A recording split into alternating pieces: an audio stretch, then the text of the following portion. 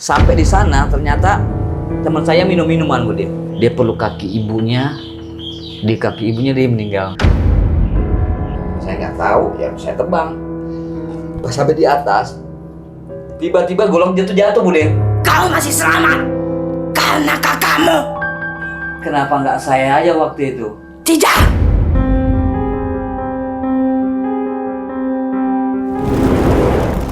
Assalamualaikum warahmatullahi wabarakatuh. Salam sehat dan sejahtera untuk kita semuanya. Jumpa lagi dengan saya Retno Sutarto dalam Jagongan Mistis.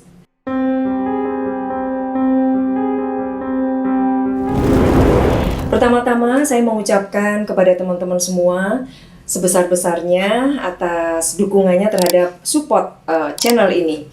Semoga ini menjadi amal baik kalian semuanya. Semoga Allah senantiasa melindungi, melimpahkan kita rezeki, memudahkan segala urusan, serta memberikan kita kesehatan dan melimpahkan keberkahan dalam hidup kita. Amin amin ya robbal alamin. Teman-teman semua, Jagongan Mistis kali ini berjudul Petaka di Curug Bobrok.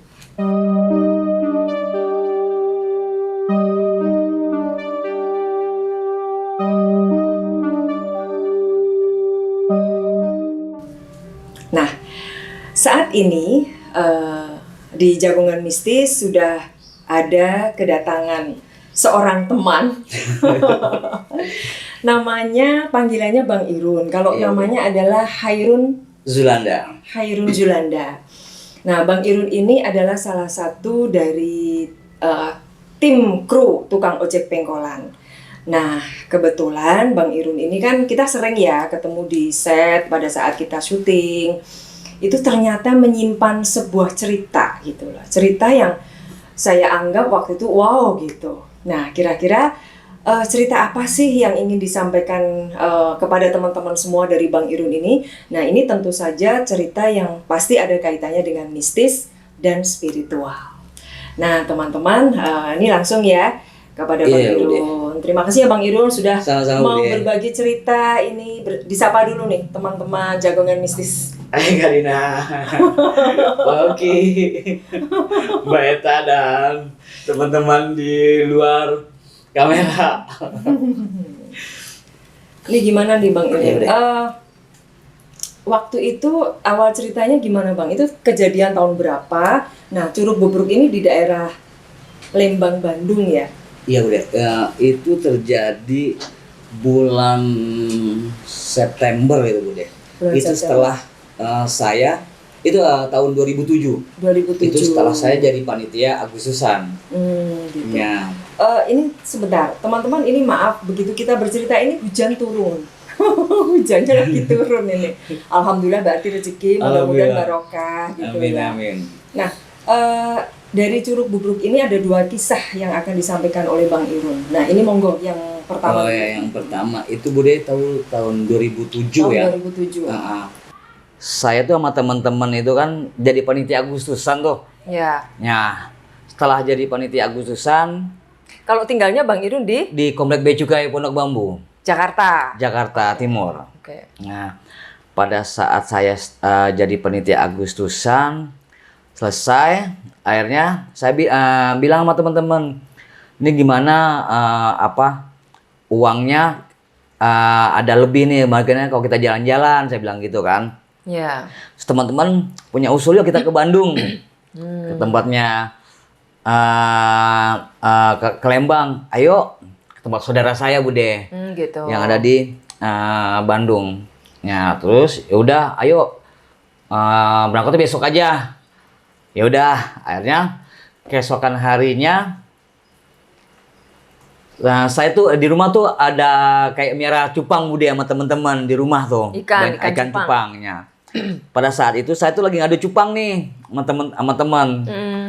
Ya sambil nunggu kita mau berangkat ke Bandung. Pas saya ngadu cupang nih, ayo kita berangkat katanya teman-teman nih mau ke Bandung. Yuk, tapi kita tunggu nih cupangnya selesai dulu. Nah, kan lama tuh Bude. Wah ini gue udah keburu nanti kalau kesorean kita nggak ada bis. Maksudnya bis yang ke Lembang itu, angkot lah gitu. Akhirnya Cupang itu ditinggal. Pada hari itu juga kami berangkat berempat ke Lembang. Udah berangkat, kita naik bis. Setelah naik bis, kita nyampe namanya itu pasar lama itu di Lembang. Ya, kita nunggu bis, nunggu angkotnya datang. Setelah sebelum angkot kita makan dulu nih Bude, makan berempat. Akhirnya nunggu datang angkotnya.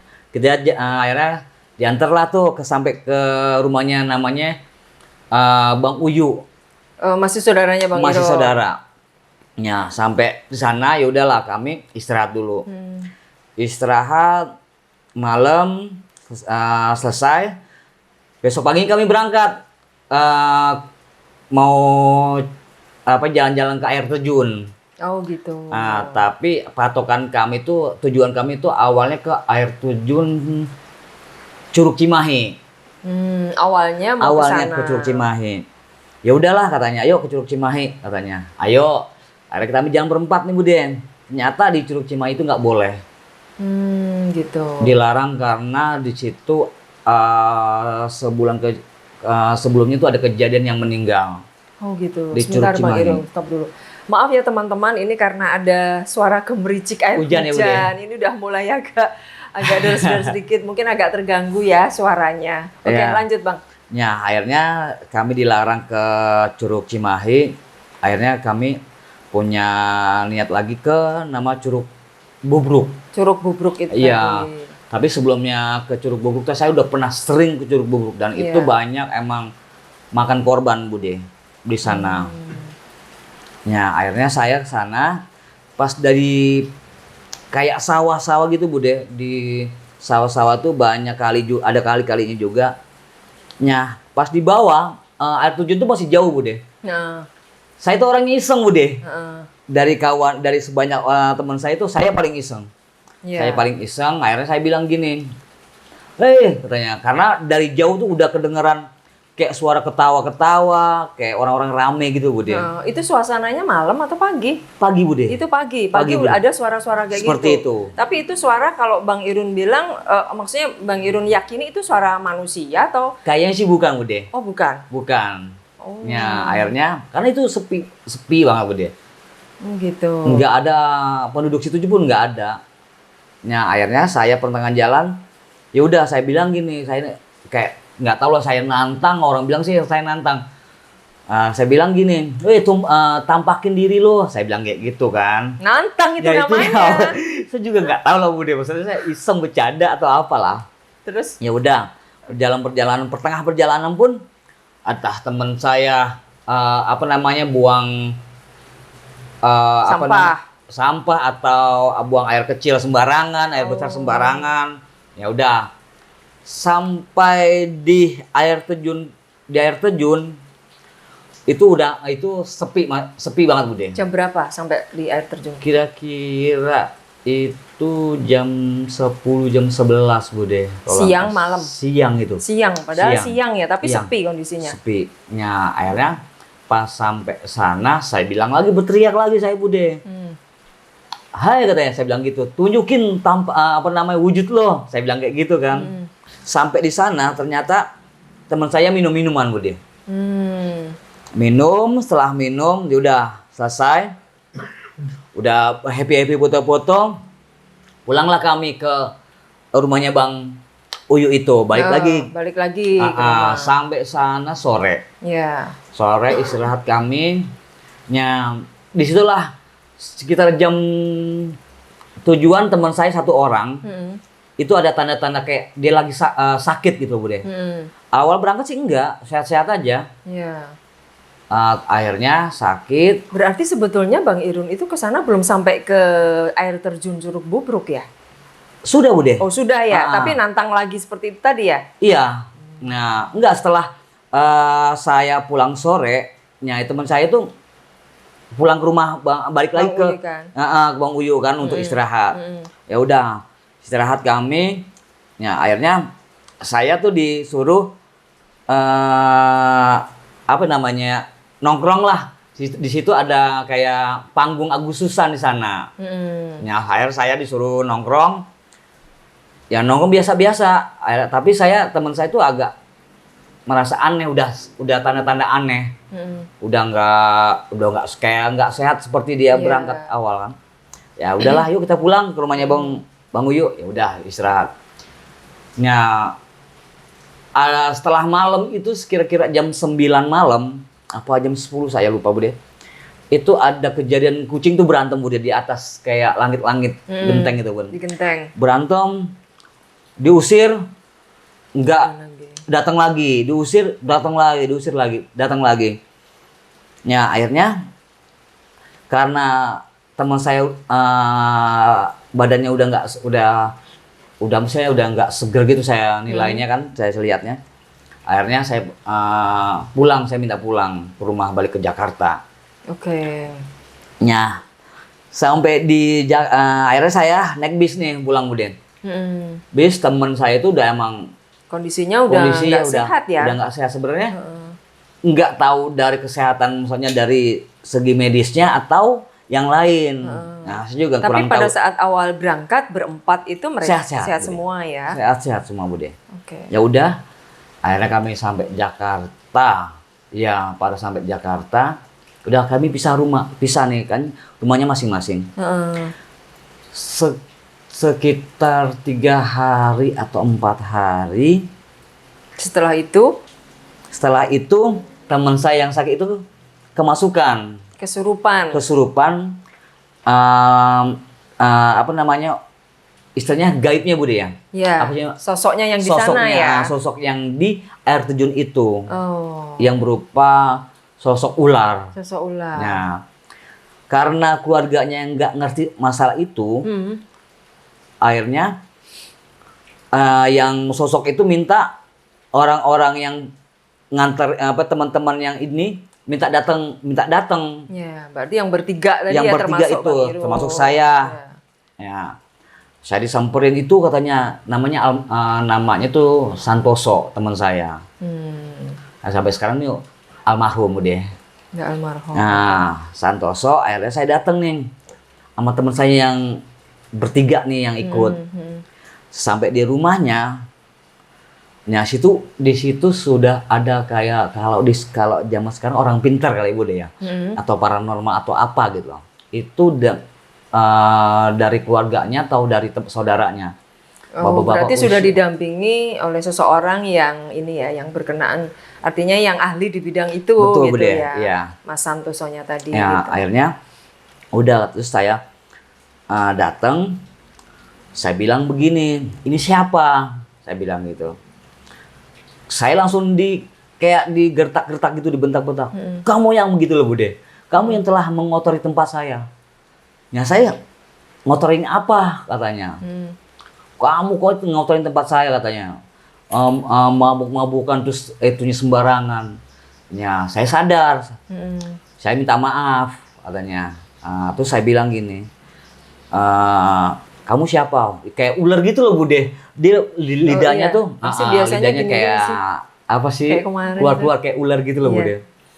Ya akhirnya dia ngebentok-bentokin kepala Bude. Di ubin gitu sampai dia berdarah. Ya, kenapa nggak dicegah gitu loh pada saat dia susah Bude. Ya, itu sebelum saya datang. Itu dia udah mentokin, akhirnya sampai berdarah. Mungkin nggak ketahuan keluarganya gitu. Nggak ketahuan keluarganya. Ya Allah. Udah. Itu akhirnya saya bilang gini, kasihan teman saya, ini dia lagi sakit. Katanya kalau bisa kamu jangan masukin ke teman saya, masukin saya aja katanya.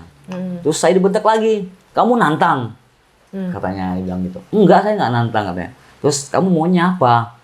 Saya bilang gitu. Siapin kalau nggak salah itu ayam hitam, kalau di sini ayam cemani. Ya? Cemani. Kalau orang Jawa bilang ayam cemani. Kan aneh Bude, buat saya itu aneh tuh.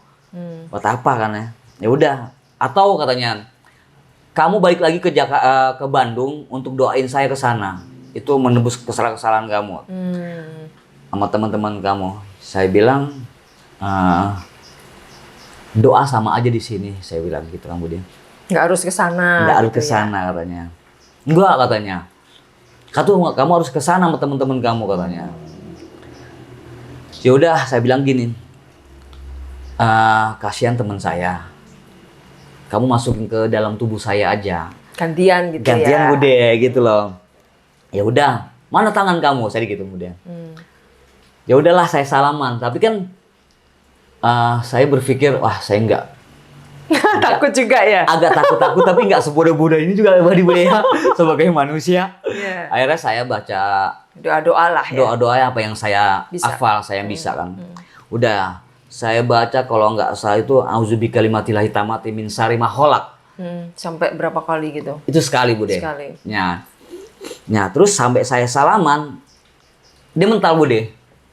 Wow, berarti Ya mental. ini juga dong Bang Irun. Mental saya bilang, kenapa kamu nggak bisa masukin saya katanya? Karena kok kamu masih masuk dalam tubuh teman saya katanya. Mana kata kamu masukin tubuh saya? Saya bilang, kamu curang, gitu Bude. Curang kenapa? Saya juga nggak paham kan. Kamu, kata di belakang kamu tuh orang-orang hebat katanya. Leluhur berarti. Saya juga kurang paham Bude. Orang-orang hebat apa katanya? Enggak, kamu curang. Kamu tuh bawa-bawa orang-orang hebat.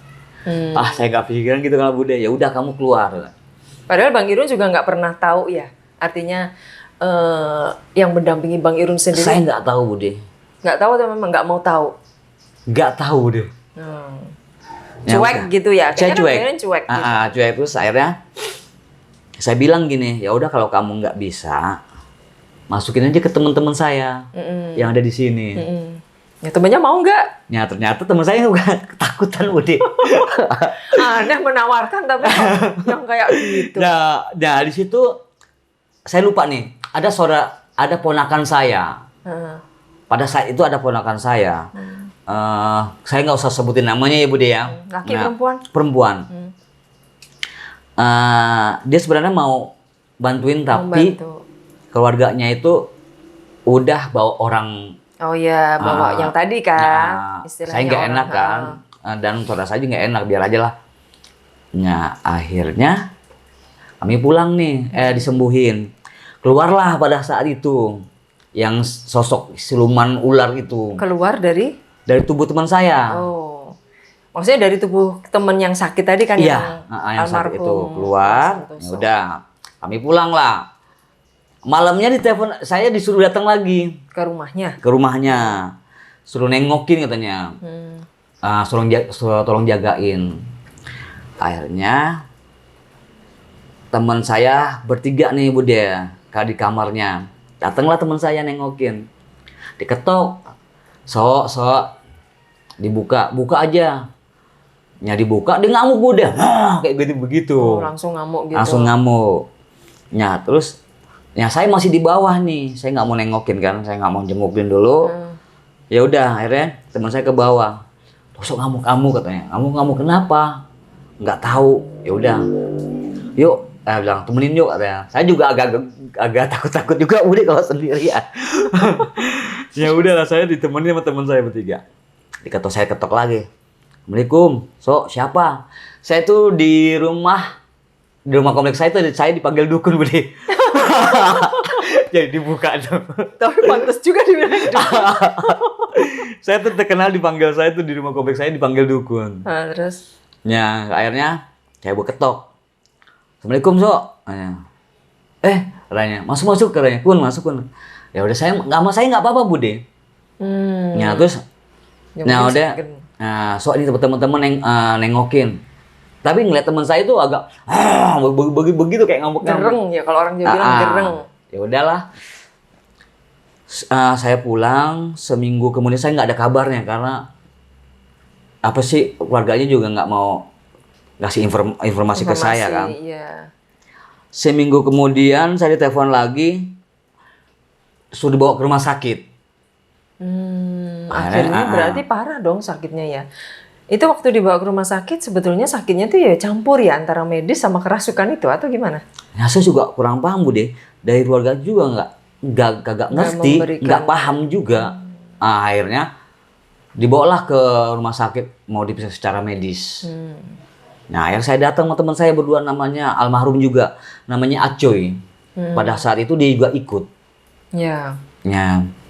Akhirnya saya datang, Saya naik taksi, kakaknya di depan, saya di pinggir kanan, teman saya yang namanya Acuy di sebelah kiri, yang Tosok itu sebelah di tengah-tengah. Sosok, maksudnya sosok apa? Yang dimasukin orangnya, ya itu di tengah-tengah. Ya akhirnya Tosok ini teman saya nih Bude bilang, nah, Kun maafin ya katanya. Oh, yang Mas Santoso yang sakit terus yang itu tadi Ya, di tengah. Oh, di kayaknya tengah. dibawa ke rumah sakit. Berarti pada saat perjalanan ke rumah sakit tuh Bang Irun sama Bang Acu itu mendampingi gitu. Mendampingi Bude. Ya akhirnya di dalam taksi itu Tosok bilang, saya minta maaf ya, gue minta maaf. Minta maaf kenapa katanya? Gue salah katanya. Gue salah nilai lu Kun katanya. Udahlah Sok katanya, udah diemin aja orang-orang yang pokoknya yang bermasalah udah diemin aja. Bawalah ke rumah sakit, sampai tiba di rumah sakit ada masuk langsung ruangan ICU deh. Ya ICU masuk. Ya itu dia kayak menurut dia tuh kayak ada datang katanya sosok-sosok badan gede lah, ada yang berbulu-bulu. Menurut si dia, Santoso itu. sampai di ICU. Katanya, Kun itu datang apa katanya? Dia nggak akan berani, saya bilang gitu. Saya sok-sokan gitu loh, Bude.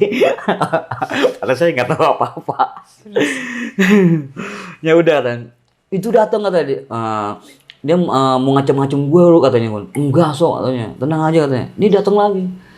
Karena saya bau penyakit gitu lah Bude, saya nggak kuat. Karena di ruangan ICU saya keluar. Teman saya Acu ini yang almarhum jagain. Saya ngerokok. Akhirnya teman saya nggak kuat juga, nggak kuat bukannya karena ngamuk-ngamuk. Si teman saya nih namanya Santoso.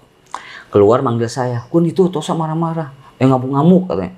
Ngamuk-ngamuk kenapa? Dia bilang, kok ngamuk-ngamuk deh. Ya udah saya datang lah. Iya. Saya balik lagi. Kenapa Sok? Itu Kun katanya ganggu gue katanya. Berarti pada saat Bang Irun datang dia lepas lagi, keluar lagi tuh si sosoknya itu. Tapi begitu pas posisi dia nggak ada Bang Irun di situ, dia masuk lagi. Ya, gitu. saya juga nggak tahunya. Akhirnya nggak lama dokter datang. Dokter datang, dibilang gini, keluarganya mana? Katanya, Mas keluarganya? Saya bilang bukan. Ada keluarganya, kakaknya. Tolong panggilin katanya. Terus saya panggil nama kakaknya Kak Ati ya. Namanya Kak Ati. Kak Ati dipanggil dokter. Saya bilang, ya, oh ya udah. Dibawa ke ruangan ronsen Bu dia. Sepanjang jalan dari ruangan ICU ke ronsen itu agak lumayan lah jalan. Jauh kalau gitu, didorong pakai tempat tidur yang didorong itu Bu deh. Nah di dalam tempat tidur tuh sampai jalanan dia masih diganggu-ganggu gitu Bu deh. Itu udah ngikutin gua, udah Sok, tenang aja udah nggak apa. Udah masuklah ke ruangan ronsen. Lepas di ronsen dokter giring-giring kepala Bu deh. Kagak tembus katanya. Dalam tubuhnya nggak ada, kayak kosong gitu. Oh, jadi organnya tuh nggak kelihatan. Nggak kelihatan sama sekali. Berarti ketutup ya? Ya, saya juga nggak paham kan Bu deh. Ya udah, sekali lagi, aneh tapi nyata. dikeluarin lagi, masukin lagi dianya. Sama itu jadi kayak dimasukkan kayak tabung gitu ya? Tabung Bu deh, kayak ronsen gitu. Iya, seluruh tubuh Akhirnya, lah. ya udah. Badan itu. Dikeluarin lagi, dimasukin lagi. Sama aja. Nggak ada hasil katanya, plong gitu katanya. Udah sampai berapa hari di ruangan ICU ngamuk Bu deh. Sampai lepas iketannya itu kan. Jadi dia di rumah sakit posisinya di tali. Emang diikat gitu? Bu deh, karena ngamuk. Karena sering ngamuk Sering gitu. ngamuk. Sering ngamuk, nggak tahu kan. Akhirnya ya udah. Setelah ruangan ICU, Bu deh, saya udah ngerokok dulu ya Bu deh, biar enak Bu deh. Silakan. Ngobrol ya Bu deh sambil ngopi. Biasanya lebih fokus ya. Iya Bu deh. Kalau tambah ngerokok gitu. Ya inilah teman-teman cerita dari Bang Irun ya. Ini masih berlanjut lagi. Jadi temennya Bang Santoso akhirnya kesurupan tapi juga sakit. Terus akhirnya dibawa ke rumah sakit, diperiksa, di ronsen, juga nggak kedetek ya tentang penyakitnya itu apa. Terus nggak tahu juga dia entah dirahasiain sama keluarganya tentang penyakitnya, entah apa saya juga nggak tahu kan. Kenapa dibawa ke rumah sakit gitu loh. Tapi ya menurut saya sih apa ya, aneh aja gitu loh. Mungkin karena ini yang kejeduk-jeduk itu sampai berdarah itu kan juga. Tapi juga nggak berbulan-bulan Bude. Sakit gitu. Gitu loh. Ya udah. Terus saya sampai dibawa ke rumah sakit ya. Ya di ruangan ICU tadi. Kan diikat tuh dia. Diikat Bude. Dia selalu berontak-berontak Bude. Karena katanya menurut dia itu katanya didatengin terus. Didatengin terus, oke. Gitu loh. Sama sosok yang ular, terus sosok yang beda, yang lain inilah itu. Gitu loh. Menurut dia. Jadi kayak halusinasi ya. Iya Bude. Antara percaya dan tidak. Ternyata juga itu akhirnya mungkin bisa juga sosok yang dari sana gitu. Berapa jangka waktu seminggu atau Bude? Setelah dari ruangan ICU. Ya ternyata dibawa ke ruangan inap. Oke. Ke ruangan inap. Akhirnya teman-teman saya nih Bude yang semua ada di komplek nengokin dia lah, jenguk. Ya pas sampai jenguk, dia nengok katanya, nengok ke teman-teman saya nih, kayak mau ngamuk Bude. Nah, terus di sebelahnya dia menurut orang-orang yang penjaga-penjaga, biasanya kalau ada pasien dijaga sama keluarganya.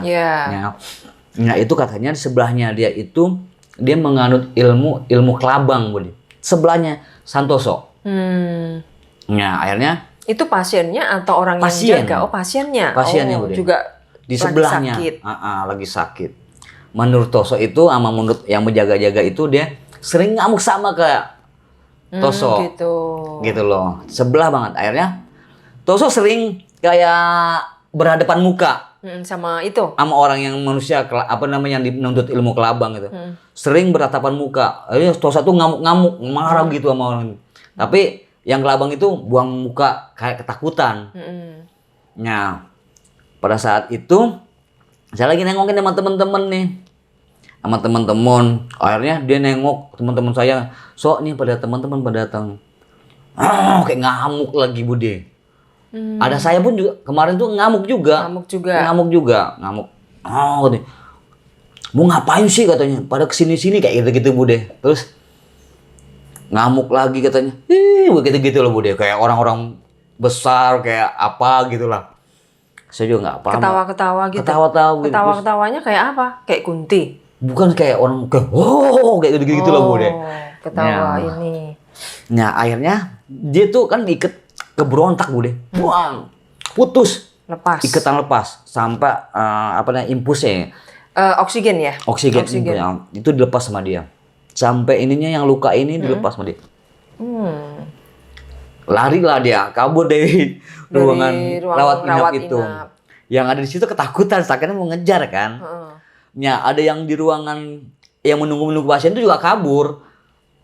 Karena ngelihat dia itu bangun. Selama ini kan dia nggak pernah bangun, tiba-tiba bangun.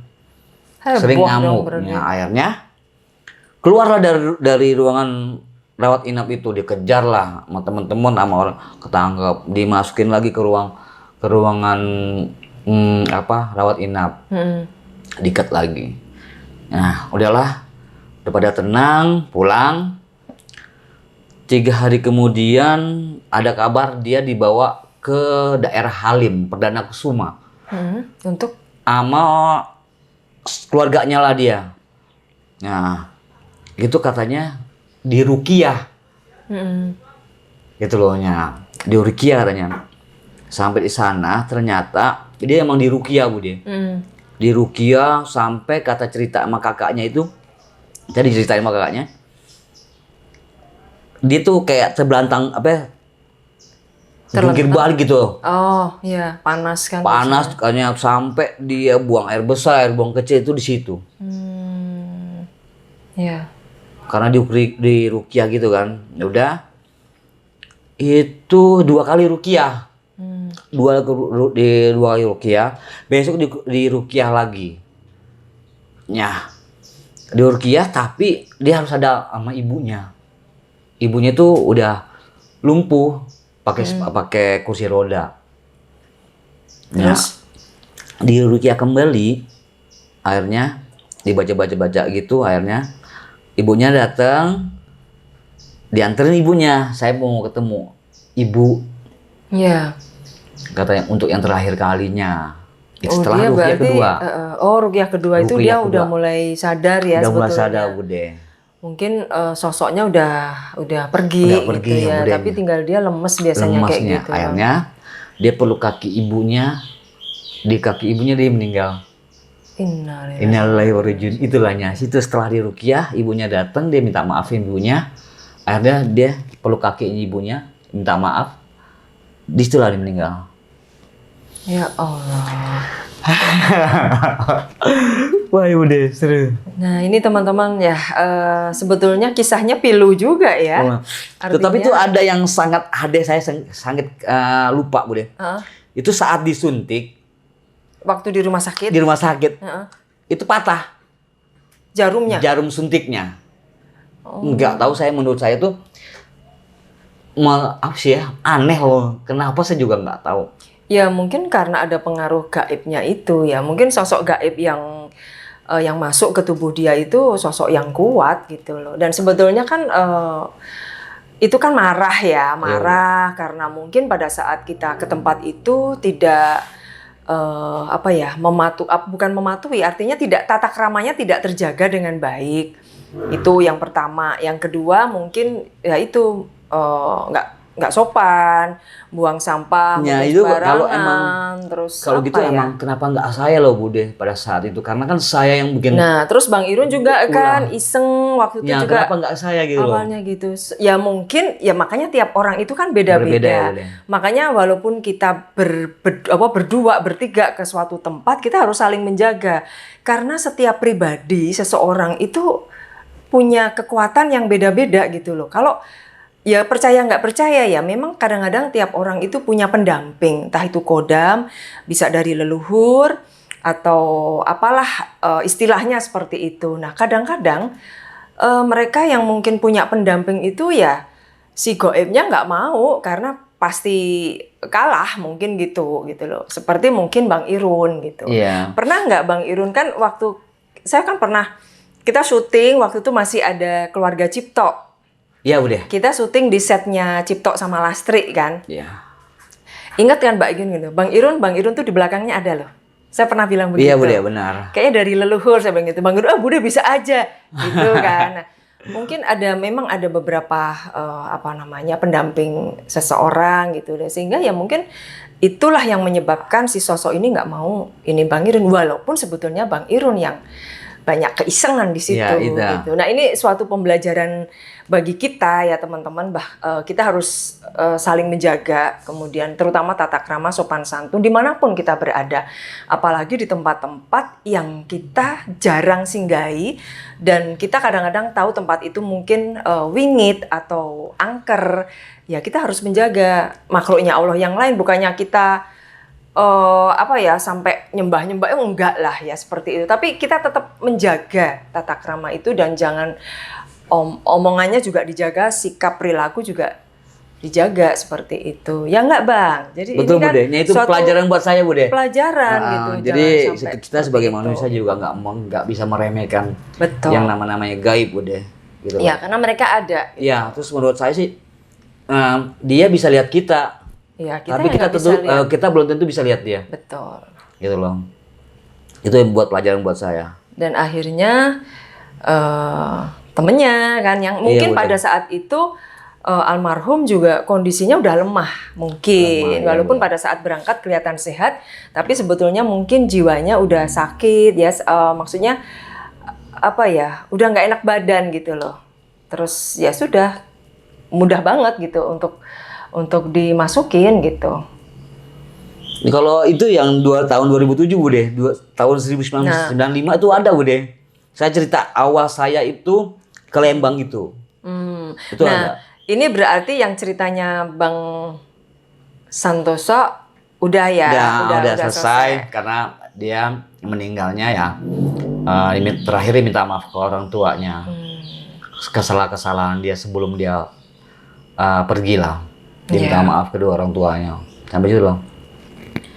Saya juga belum, tapi nggak tahu Bude itu belum terungkap secara medis atau. Iya, kita nggak tahu. Soalnya kan terus nggak ada komunikasi dengan keluarganya. Iya. Oke, nggak apa-apa. Oke, Bang Irun tuh terima kasih cerita kisahnya yang pertama. Mudah-mudahan Bang Santoso juga diampuni semua dosanya, ditempatkan di sisi Allah. Semoga ya kita kirim Al-Fatihah lah. Iya udah. untuk almarhum gitu ya. Baik, sekarang cerita yang kedua nih. Kedua boleh. Masih di tempat yang sama, tapi kejadiannya beda tahun. Beda tahun itu justru tahun 1995. Oh, berarti ini lebih awal lagi ya? Lebih awal.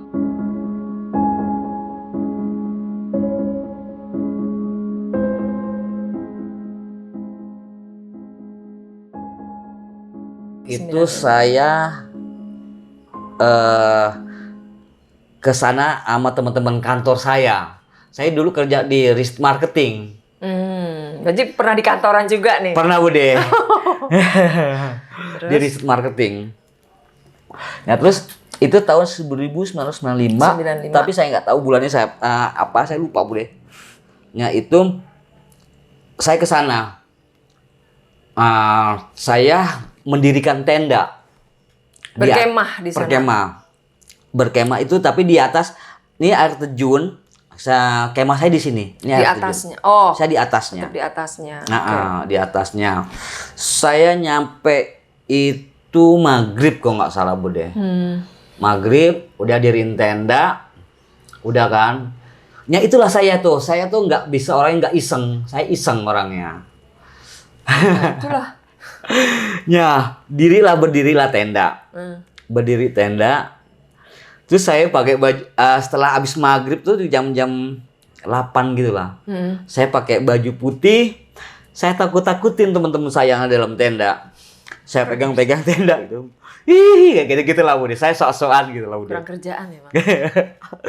Lalu saya namanya iseng. Udah saya gujuk gitu. Itu namanya goyang-goyangin tenda. Ya, tendanya itu digoyang-goyang gitu ya. Goyang-goyangin tenda. Ya. Nah, teman saya tahu. Kun, apaan sih lu jangan nakut-nakutin nih. Akhirnya saya berarti mereka tahu kalau saya yang nakutin.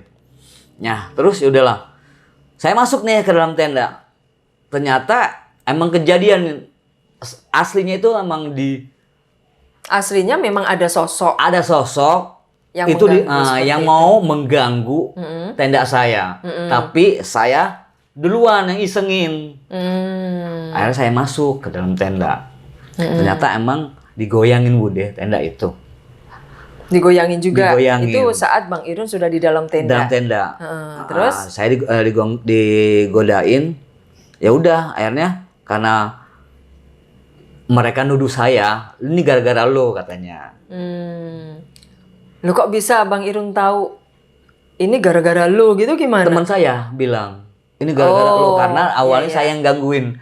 Nah, akhirnya digangguin beneran. Gitu kan. Udah, akhirnya udah hilang begitu. Sekitar jam 9, jam 10 gitu Bude. Malam. Itu ada 3 wanita datang Bude. Itu emang sosok manusia. Itu bukan sosok peri gitu. Bukan Bude. Itu nyata. Ya, manusia. 3 wanita datang malam hari. Kan biasanya karena penduduk situ. Karena dia juga mau ingin berkemah. Karena dia dari Jakarta juga. Punya saudara di Bandung. Terus mereka ke tempat kemahnya Bang Irun ngapain?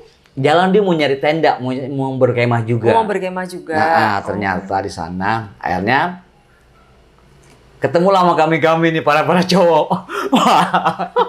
Kalau soal kami gak ada yang bawa cewek Bude. Cowok semua. Ya, terus? Akhirnya kenalan lah bertiga nih.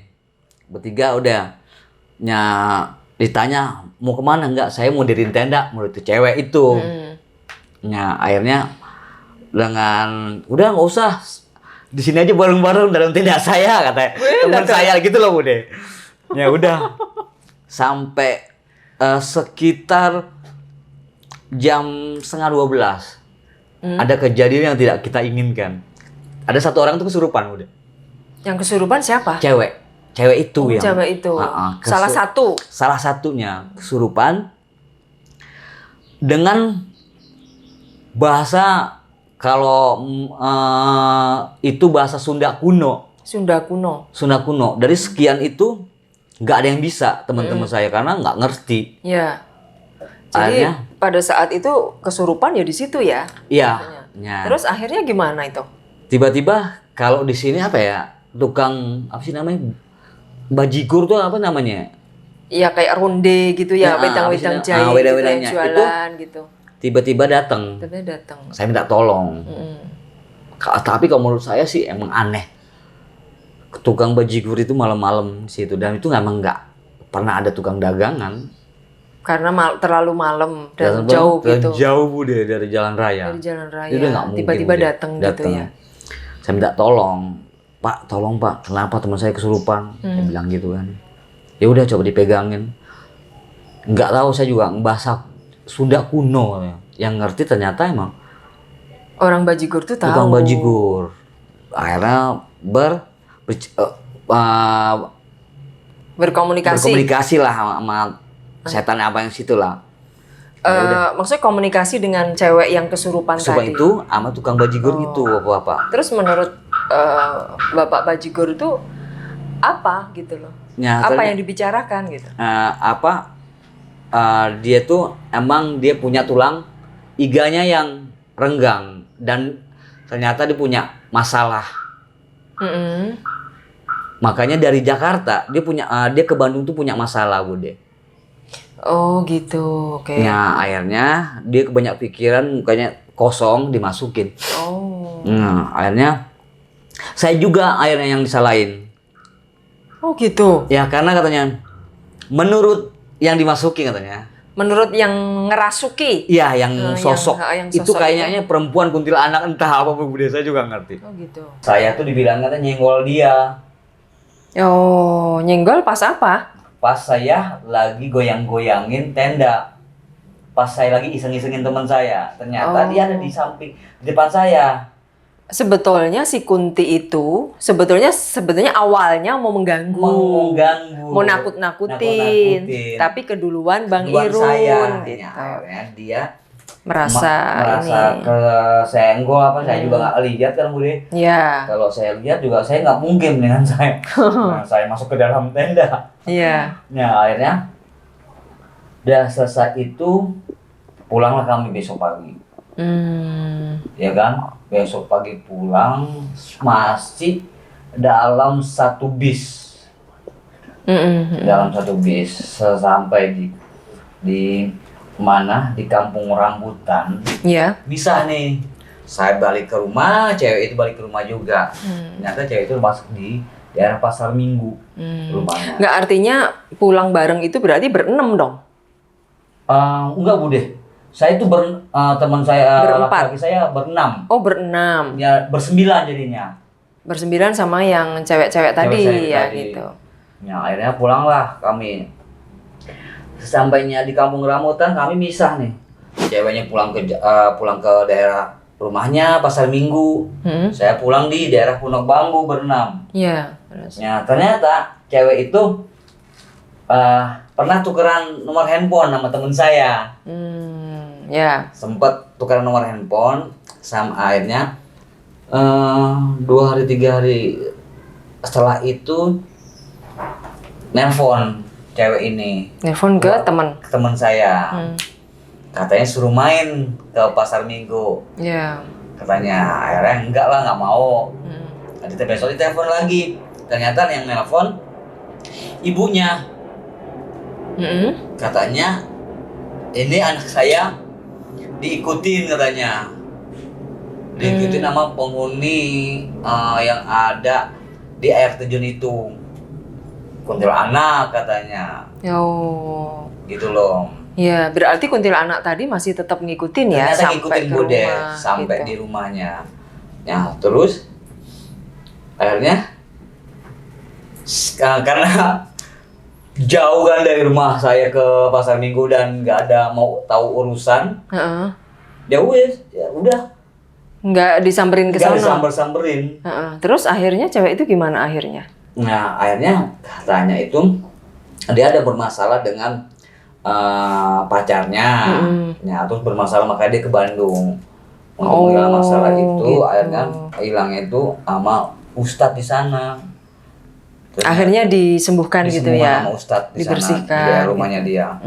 Itu menurut pengakuan teman saya yang ditelepon katanya. Katanya udah baik udah gitu, kelar, gitu. Gitu diikutin, cuma hanya diikutin. Katanya. Dia dimasukin katanya. Sampai situ aja Bude. Oh, sampai situ. Sampai situ Bude, karena berarti dari cerita ini ya, kalau yang bajigur tadi itu Bang Irun, itu jam berapa datang? Itu memang orang bajigur beneran atau memang apa ya, semacam mungkin kalau orang beneran atau bukan gitu loh maksud saya. tapi ya itu kalau gerobaknya itu gerobak beneran loh Bude. Ya. Tapi kalau dalam kita Melihat wujud orangnya itu ya kayak orang beneran ya. Kayak orang beneran. Ya, tapi menurut saya aneh. Gitu, Anehnya karena jam segitu tukang bajigur, terus dari jalanan tuh sampai ke air terjun itu jauh banget Bude. dan itu malam hari ya. Dan malam hari. Dan nggak ada warung sama sekali. Gitu loh Bude. Gitu. Juga. Ya mungkin itu kayak mungkin sebagai apa ya, penolong juga ya. Iya. Artinya menurut saya untuk sih itu sih, memberikan informasi itu tadi. Oh ya Bude, ini ada yang ketinggalan. Apa? Waktu pagi hari tuh, waktu saya masih di sana, saya jalan-jalan Bude. Saya jalan-jalan ke air terjun. Udah, tapi cuma ke air terjun itu aja. Nggak ada apa-apa. Pulangnya, saya tuh sambil jalan, saya bilang gini. Saya masih ingat pulang-pulang kakinya pencot. Gitu loh. Saya sama teman saya nih. Ini pada saat di sana ya, Bang Irun? Pada saat di sana. Gitu. Pada saat di sana. Itu ngapain kok bisa ngomong-ngomong kayak gitu? Iseng udah, iseng. Gitu Iseng loh. lagi. Nah, saya pulang-pulang kakinya pencot. Udahlah. Setelah daya terjun, tenda saya itu kan agak apa sih namanya? Kendor. Agak kurang kenceng. Akhirnya saya naik pohon. Saya bawa golok. Sambil buat ngiket sama buat nebangin itu yang ada di situ pohon itu. Hanya udah saya ikat. Kok ditebang kenapa? Kenapa? Karena kalau masuk gitu nggak bisa Bude, harus ditebang sedikit. Oh, buat apa? Jalan. Buat jalan. Naik gitu ya. Ternyata Manjak pantangan gitu. menurut saya sih. Kalau menurut saya sebenarnya kalau saya tahu itu pantangan Nggak boleh. Nggak akan saya tebang. Saya nggak tahu ya saya tebang.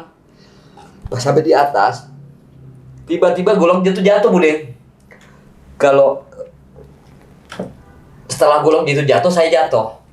Saya menjatuhkan diri, kayaknya saya menjatuhkan diri karena berbarengan dengan golok. Nah, golok itu jatuhnya tajamnya di atas. Tegak gitu ya? Maksudnya tidur tapi posisi tapi tajamnya itu di atas. Tajam di atas.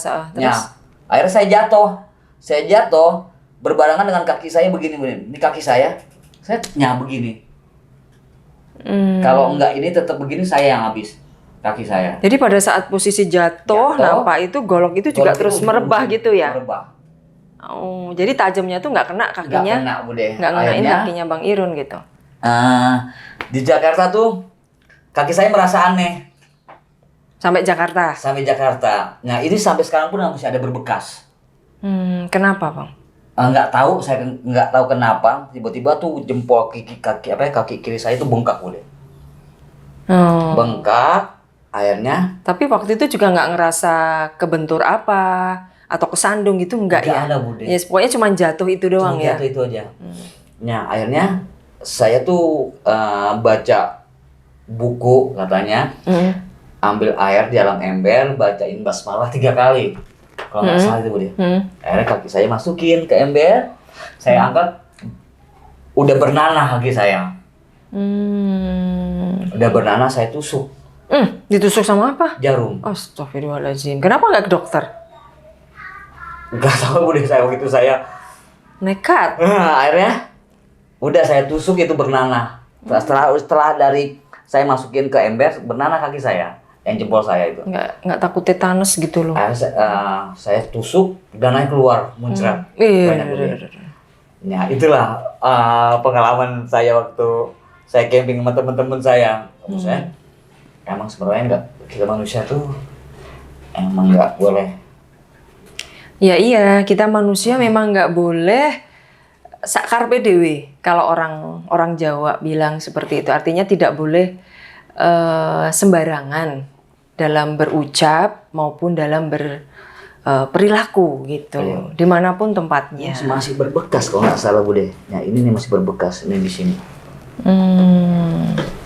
Nah berarti ceritanya sampai di situ deh. Sampai situ Bude.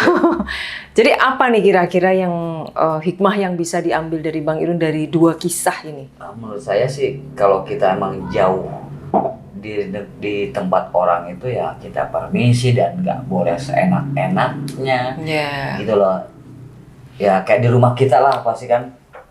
Ya. Kalau ada orang datang tanpa misalkan rumah kita digangguin, dia pasti marah kan. Betul. Sama juga seperti kita, seperti dia sih. Dia marah-marah. Nah ini teman-teman 2 kisah cerita yang disampaikan oleh Bang Irun tadi adalah sebuah mungkin bisa dibilang suatu pembelajaran bagi kita semua bahwa kita kalau bepergian kemudian menuju ke suatu tempat yang asing yang kita jarang datengin, tetapi ingat bahwa Allah tuh memiliki makhluk yang lain, ya kan? Selain manusia juga bangsa jin dan lain-lainnya. Dan mereka ada di dimensi yang berbeda. Namun walaupun kita berbeda dimensi, kita haruslah menjaga sikap, ya, perilaku, ucapan, karena itu takutnya menyinggung. Kalau kita ngucap yang nggak benar, takutnya juga menyinggung dari penghuni yang di sana, seperti itu. Terus omongan kita harus dijaga juga ya Bu. Ya iya, ucapan tadi itu harus dijaga. Karena kan dari awal kan Bang Irun memang suka iseng, ya, suka iseng. Seolah-olah juga kayak menantang gitu ya, sehingga sekarang udah enggak Budi. Sekarang sudah enggak. Berarti semenjak itu udah sadar gitu ya. Semenjak yang 2007. Yang 2007 itu udah sadar ya. Karena berarti kan udah 2 kali mengalami kejadian yang nggak mengenakan kan kayak gitu. Bahkan nggak kena pada diri saya. Iya. Takutnya ke diri saya juga. Nanti takutnya saya juga nggak tahu. Takutnya nanti kena ke diri saya Budi. Ya makanya. Karena kan ini sudah artinya yang kena kan teman kita sendiri, bahkan yang pertama sampai dengan meninggal, kemudian yang kedua ini juga kerasukan ya, untung cuman kerasukan aja terus dibersihkan tapi terus pergi gitu ya si kuntinya tadi. Nah kira-kira apa lagi nih? Sekarang udah sadar, berarti udah baik lagi ya gitu? Ya maksud saya ya kita sebagai manusia kita juga nggak boleh nantang-nantang dia ya boleh. Ya memang nggak boleh gitu. Ya.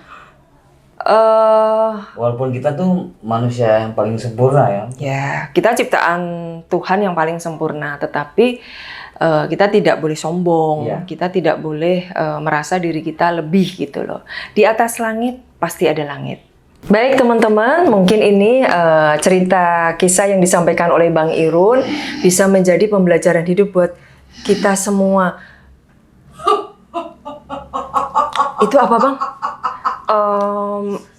Maaf, ini kok kayaknya ada salah satu temen yang apa? Aduh, aku jadi bingung. Oh, ini yang apa ya? Ada yang kerasukan, salah satu temen yang menyaksikan syuting Jagongan Mistis. Assalamualaikum. Sampurasun. Oh, Sampurasun, iya, bahasa Sunda Bang. Dengan siapa Ki? Kau masih selamat karena kakakmu. Kenapa? Karena saya anak buah kakakmu. Oh, teman-teman apa? Anak buah kakakmu katanya. Jadi teman-teman ini kayaknya ular yang merasukin almarhum. Namanya siapa Ki? Pangeran Broto. Namanya Pangeran Broto. Ya. Pangeran Broto tinggal di mana? Saya tinggal di Bobrok. Oh, di air terjun Bobrok, Lembang ya? Mereka yang mengotori saya. Oh gitu. Tuh yang mau saya ambil. Apanya yang mau diambil? Teman, Kenapa nggak saya aja waktu itu? tidak. Karena Kenapa? saya yang berbuat salah. Karena dia punya kakak yang sangat tinggi ilmunya. Dia punya, kamu punya kakak yang sangat tinggi ilmunya. Oh, yang dimaksud, Bang Irun punya kakak ini. Terus kamu ngapain datang ke sini tiba-tiba? Saya diundang Diundang sama? karena dia ketakutan. Karena kita Saya bicarakan, hadir. Bang. Dia mengingat saya dan saya datang.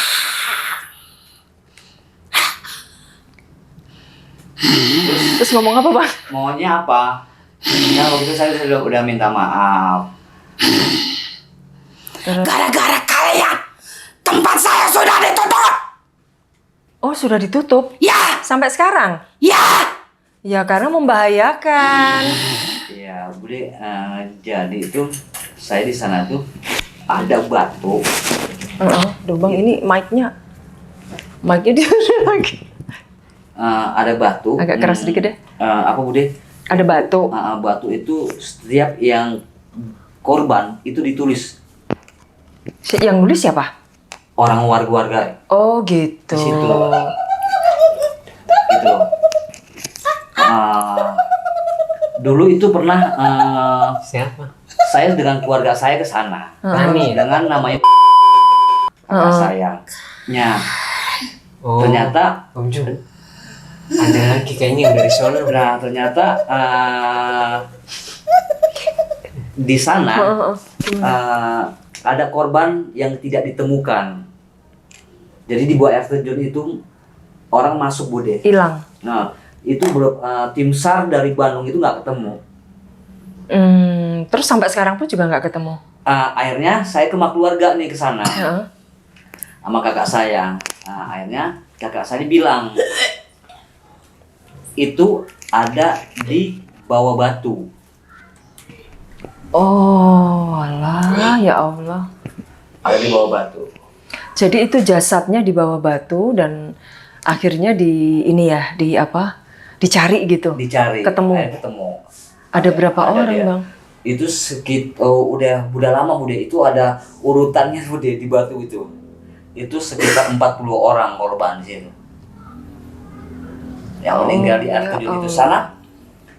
Ada batasnya, Bude, ditaliin gitu. Jadi tidak boleh melewati tali itu. Waktu itu ya? Pada waktu itu. Sampai sekarang pun emang dibatasi. Berarti memang Karena angker ya? Memang angker, Bude. Karena dia kalau melebihi Tali dari batas itu? ditarik. Oh, gitu. Ya, itu kedalaman kata tim SAR di Bandung itu sangat dalam banget. Berarti pada saat kejadian ya, kecelakaan di sana, kemudian saat itu dicari kan nggak ketemu korban-korbannya.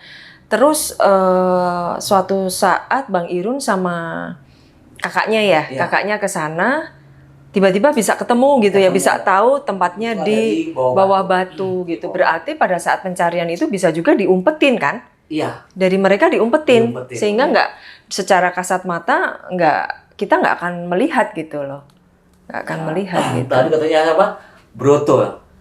Pangeran Broto. Jadi teman-teman, Pangeran Broto yang tadi merasuki salah satu teman saya yang lihat konten Jagongan Mistis ini adalah sosok ular yang merasuki almarhum Bang Santoso gitu. Dan ya mungkin karena kita lagi membicarakan dia tiba-tiba datang gitu loh, masih kayak kurang terima gitu ya, kurang terima tadi gitu. Menurut dia itu karena saya punya kakak yang ilmunya tinggi, makanya Bang Irun terbebas dari gangguannya gitu loh. Akhirnya yang jadi korban adalah temannya gitu.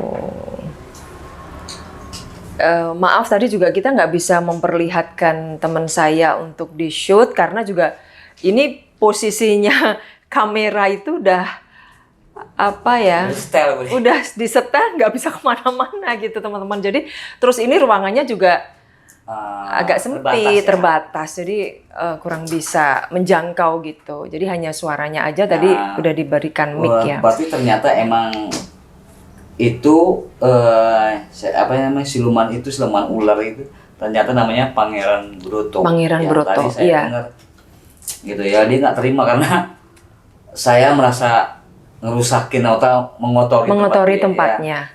Di mana sih ya, emang semua juga kalau dikotorin tempatnya kita juga nggak tahu lah Bu Dia. Ya pasti kita nggak terima. Udah sampai sana udah pasti pengen senang-senang pikirannya. Iya senang-senang tapi tetap harus itu tadi mengindahkan tata krama. Iya, Sampah, buang sampah ya jangan sembarangan. Kemudian apa namanya, berucap, berperilaku juga yang baik gitu loh. Jangan sampai menyinggung. Nah ini merupakan pembelajaran ya bagi kita semua, jangan sampai kejadian ini berulang yang untuk kita sendiri maupun untuk teman-teman gitu. Itu benar-benar harus selalu dijaga. Nah mungkin sampai di sini dulu ya teman-teman. Kisah dari Bang Irun tadi di mana air terjun Curug Bobrok di Lembang, Bandung, dan itu memang tempat yang sangat wingit, angker, dan tadi menurut keterangannya si Pangeran Broto tadi sekarang ditutup gitu, sehingga mungkin dia marah itu jadi nggak ada korban lagi buat kayak mungkin tumbal gitu kali ya yang buat ini, atau emang ditutup udah terlalu banyak tumbal. Iya, sudah terlalu banyak korban jiwa yang ada di sana sehingga oleh pemerintah daerah ditutup untuk bisa apa ya untuk aman, untuk demi keamanan dan demi keselamatan kita semuanya. Baik teman-teman, mungkin sampai di sini dulu jagongan mistis kita. Mohon maaf apabila tadi ada hal-hal yang kurang berkenan, baik ucapan atau penyampaian kami dalam jagongan mistis ini. Dan mudah-mudahan apa yang kita sajikan ini bisa menjadi pembelajaran hidup untuk siapapun maupun bisa menebarkan manfaat. Ambil nilai positifnya ya teman-teman. Dan jangan lupa untuk selalu like, subscribe, dan komen yang positif, serta share ke teman-teman kalian semua, sehingga saya bisa terus menyajikan jagongan mistis yang menarik. Baik teman-teman, terima kasih atas perhatiannya. Akhir kata saya ucapkan Assalamualaikum warahmatullahi wabarakatuh. Rahayu, rahayu, rahayu.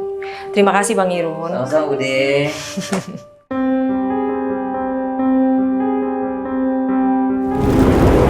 Kamu, saya lagi berdiri dekat tenda kamu senggol entah apalah. Mungkin si Kunti ini mau Astagfirullahaladzim.